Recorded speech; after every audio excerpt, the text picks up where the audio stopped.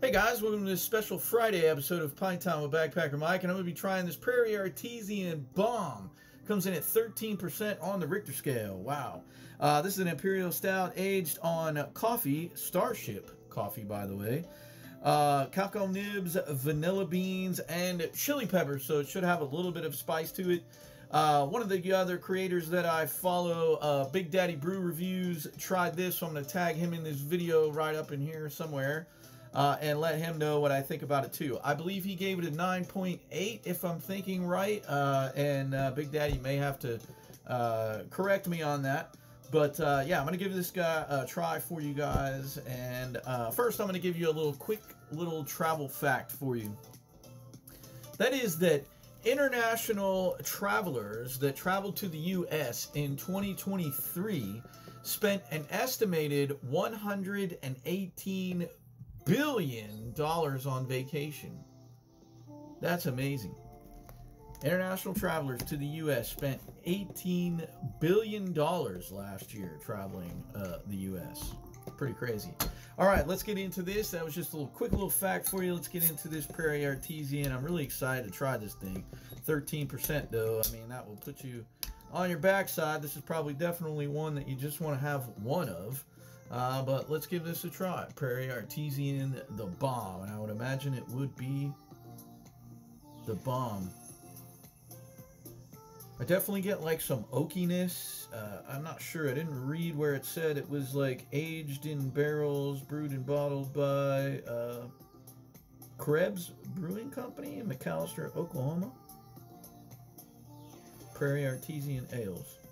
That's all it says. But I do smell almost like a oaky, like a bourbon barrel oaky kind of smell to it. Slightly on the cocoa nibs.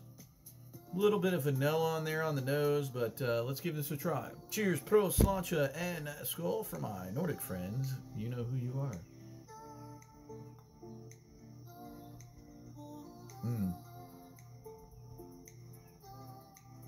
Very thick, rich body. Almost like a Russian Imperial Stout. Very thick.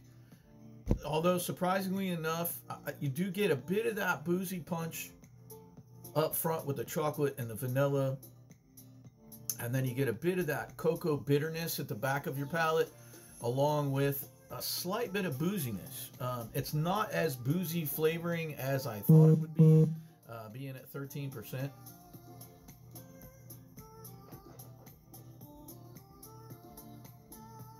It's actually really manageable for a 13%er. That could end you in some serious trouble. All right, let's give this thing a hard pour, see if it changes anything. That is like really dark, and it does come alive a little bit. You can see there.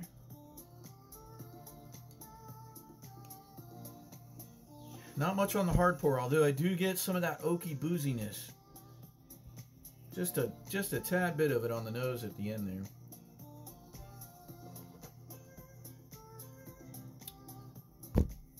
Actually,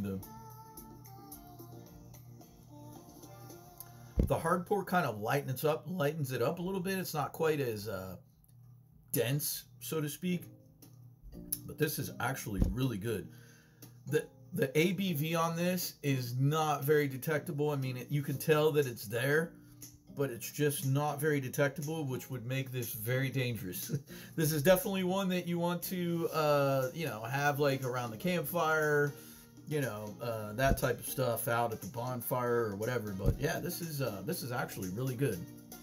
I'm going to follow up with Big Daddy Brews, and I'm going to put a 9.8 on this thing here. 9.8. Very good. Deep dark chocolate nibs. Slight bit of vanilla finish. You do get a bit of that bourbony, oaky kind of smokiness added to it. But the ABV, man, that being 13% is very, very chill, surprisingly enough. So I'm going to enjoy this. I'm going to be right back to give you another TikTok after this, another travel fact for you, and try another beer. And yeah, thank you so much for hanging out with me on Pint Time. I truly appreciate it. And as always, peace, love, and let's continue to experience this beautiful world together. I'll see you guys next time on Pint Time.